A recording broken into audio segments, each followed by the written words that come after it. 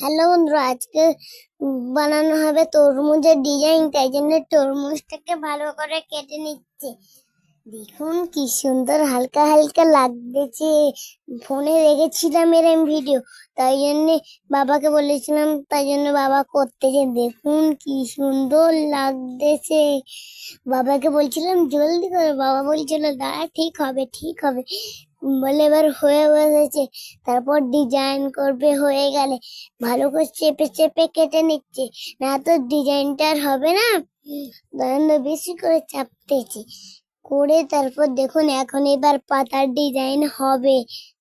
বলছিলাম পাতার ডিজাইন করতে, তাই জন্য পাতার ডিজাইন করতেছে। দেখুন কি সুন্দর ডিজাইন, পাতা পাতা। তারপর বাবাকে বললাম যে আর একটা ডিজাইন করতে চাই, জন্য বাবা মাঝখান দিয়ে কেটে দিল। কেটে দেখুন কি সুন্দর সিঁড়ি সিঁড়ি হয়েছে।